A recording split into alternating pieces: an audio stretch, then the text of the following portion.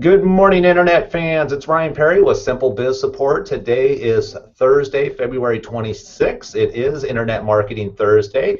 And as usual, I have the beautiful and talented Virginie Dorn with Business Website Center on the other side. Good morning, Virginie. Happy Thursday, Ryan. How are you this morning? I'm doing fabulous. Thank you. Thank you. Yourself? I cannot complain. It's gorgeous outside. Business is booming. Our clients are doing very well. So far it's been a fantastic year, and I hope it All right. continues that way.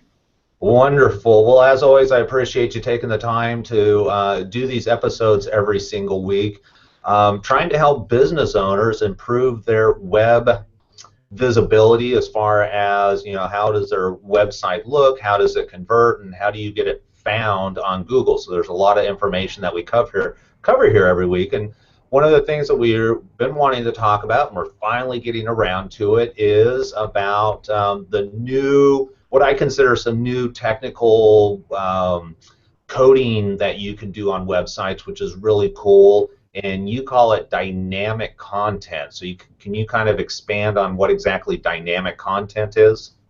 So dynamic content is movement. So it is exactly what it is. It's things either arriving or moving, having some type of visual action that grabs the attention of your audience. So the whole idea is to capture them, make them interested in something, make your site a little bit more interactive, and having some moving parts. Of course, we don't want to put too much of it. So before we continue, just first recommendation, if you have a very visually busy website already, having dynamic content might not be a good solution for you. It will be too overwhelming for the visitors. But if you have this very clean, modern, sleek, and simple site in terms of design and content, yes, indeed, having dynamic element onto your website, whether it be text, graphics, or images, will be a perfect solution for your site. Okay, and just to clarify, when we talk about a dynamic element, we're not talking about Flash, because I remember back in the Flash days, we had moving actions and all kinds of crazy stuff going on. That is correct. Flash actually uses the term for a type of coding. You can still use it nowadays, but a lot of devices do not like it, especially Apple products. So it's a question of a couple of years before Flash is completely pushed out of the industry. So you don't want any Flash on your site. You don't want any Flash-made website because they will simply stop working at some point or another. So you want to use other type of codings. Your webmaster should be able to use jQuery, JavaScript, CSS3. There are many new types of coding that can render the same dynamic element without that cumbersome side of Flash. Okay, great. So by taking, I guess the other big question then is, okay, so if I'm looking at it on a desktop, it's beautiful and all this, we've got movement. Once I open it up on a tablet or a smartphone, what happens then? Do we have the same kind of look and feel? Well, with a new type of coding, you have the options of either keeping that dynamic movement alive on mobile devices or removing it altogether. Oftentimes, we just remove the effect, just because on a phone, having things moving in, it's a little busy, a little bit hard to see. So we can actually turn off that code so it's more static when you're on a smaller screen size. So good question.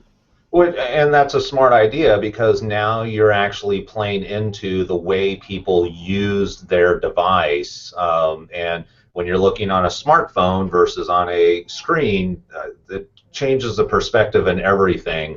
So it's good to have those type of options. Do you have some examples?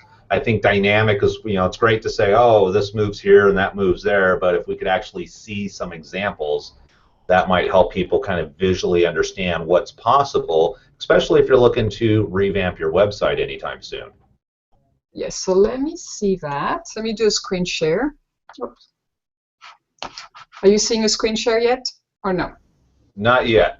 Okay, let me try again. Sorry, we love technology. All right. So I'm going to show you a different example of dynamic elements. Some websites, just by the nature of their design and what they do, having dynamic element is very cool. So I'm not sure if you can see, but there's like a few little bubbles then pop up. They almost want you to either mouse over or click there. So here, for instance, I could click there and see a little, actually it's a mouse over, and then it does things for me and it can take me to a different page. So again, it's kind of interesting. The design of its site itself is fairly clean and modern, so they can get away with it. Different type of dynamic element. This is a very well-known website. As you can see within the design, I'm refreshing the page so you can see it. Elements arrive at different time, so it really keeps the visitor captivated. It wants to see what's going on, almost like a movie, you know, like a Disney thing. And while it has, even the button itself has some dynamic element. The one that says buy with a little arrow. As you can see, the edges are constantly moving. So your eye keeps going there. It's like, oh, maybe I do want to buy that pair of shoes. They do that in subtle ways. So it's the dynamic elements are exactly that. They are elements. It's not a dynamic site. Not everything is moving. Just a few things. Just like the sun rays moving, but not the cloud. The little call to actions are moving as well. The shoe is staying still, as you can see. Right. And on some of these, it's kind of like as you move the page, maybe the shoe doesn't move, but the background images do, and then you get to a certain point, and then finally the shoe moves. Yes. May not be true on this page. I know Apple, for their Retina iMac, they do a great job of. I think it's just fabulous the way it zooms in and out. Okay. Well, we'll get to that. I was looking at that page earlier, and it was not moving today, so I chose not to show it. There are other type of dynamic elements. So when you go to this website, which is under construction, nothing is moving. But if I wanted to either scroll down or click continue, you will see how things are moving away. So that's also a dynamic element in a way. Then it grabs your attention, and then you take some action, and then it moves away very smoothly. So that's another way to do that. And I know next week we'll be talking about slideshow, the different ways to have good transitions on slideshows and powerful messages. Other type of dynamic element you and I were talking about is that parallax effect, which has become popular about 2 years ago, and we still love it very much. And parallax is a trick of the eye, as you can see. You can see how the text is going above that image. Right, and when the text comes over the image, there's a new background image also. That is correct. So it can be visually very interesting. Sometimes what we will do, for example, in that situation is we turn down the color of the background image because we had images on top of it. So we wanted the focus to be on the smaller image, like the Google Press event and so forth. So as you can see, the image in the background has been toned down with opacity. But at the very top, we kept the full grayscale, dark grays and so forth, because there's nothing on that parallax. So it's all in the details. All right, very, very cool. Could you bring up apple.com real quick, and let's just, because I had the same issue that you did, and when I refreshed, it actually worked, but it's such a, I'm still really impressed by it.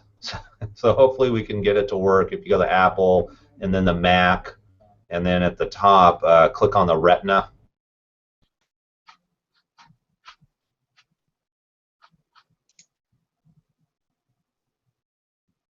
All right.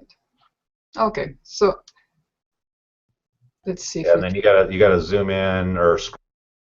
Okay, so maybe here, as you can see, the text is moving up while the image is staying still for a little while and changing. You can also have text arrive to the image at different time or drop in. All of this is done with fairly simple code, so that's how far we've come. I do like Apple. They've done a great job in marketing, obviously. After all, they only sell computers. I wonder if it's a browser issue. What browser are you on? I'm using Firefox for that particular sample. Okay, because I've been viewing it in Chrome, and it's pretty cool. Let me. I'm going to let you talk. I'm going to try and bring it up on my side, see if I can get it to work. Okay. Other types of dynamic element has to do more with interactivity, where you want to engage the client, not the client, but the visitor, and you want them to click. So it could be survey, questionnaires, answering some questions. Sometimes it's as simple as maybe clicking on a state and it gives you a little message here. You click on Oregon, gives you a different message, and so forth. So there are different ways. So that's a sort of dynamic element, but the user is in control of the clicking. Right. So I've got. All right. I'm gonna. Why don't you go ahead and turn your screen share off? I'm gonna turn mine on. And I'm wondering if maybe this is just an issue. So now this is a different browser, and this is a good point that even the large companies, a lot of times they want to do something really cool, and as a programmer, you're limited by the tools that you're provided in the sense that each browser has their own interface. So this is the one I was looking for. So when you go to Apple, you go to Mac, and you click on their iMac with the Retina display, as I scroll down the screen, I'm kind of zooming out of this awesome picture. And what I really love about it is you're actually looking at a computer. And of course, it's the iMac. And you kind of see even the iMac starts fading in. It's very cool as it starts coming.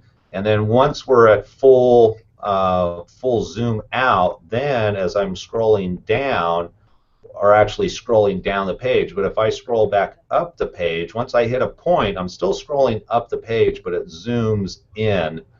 And apparently it works in Chrome, but not Firefox. Correct. So compatibility issues with different browsers is always key for those special dynamic elements. There are ways around it. Most of it nowadays, we have found ways to bypass the issues. I'm surprised Apple hasn't, but in their history, they have not done much work on their web pages. Like if you go to their homepage, it's pretty much of a letdown considering who they are and how, multi-million-dollar, if not billion-dollar company. Well, yeah, it's been the same look and feel for how many years now? Correct, but some of the sub-pages are much cooler, so it seems like they have different web team handling different parts of the site. But yes, I do like that look. You totally should have it on, if it's appropriate for your industry and your target audience, one can have it on their website, and they should not have to pay more for the design of it either. Something to think about and consider for clients is then dynamic elements work well for a younger target audience. I would say 15 to 35. If you tend to target more mature audience, maybe 40s, 50s, 60s, 70s, maybe dynamic element is not for you. So again, always go back to your core, the target audience who are you trying to approach, and based on that answer, then you establish your website and the type of functionality you should have there. Yeah, I think that's a very, very important point, because when you add the dynamic element, it could be overwhelming for some people, and if it's overwhelming, it's going to turn them off. And you're going to drive people away from your website, where the real goal is to turn people on so that they want to engage. But yeah, definitely knowing your audience. With that, we've got just under a minute left. Any last minute thoughts on dynamic elements and where it's going? No, I think that last thought about making sure you go back to your target audience and truly understand who they are and design your website for them, not for what you like. Right. All right, perfect. Well, with that is dynamic elements. It's a great way to make your website a little bit more engaging, keep people's attention. Obviously, if you keep people on the website longer, they're more likely to engage, make a phone call, buy a product, or whatever. So it's a great resource, assuming your target audience will engage with it.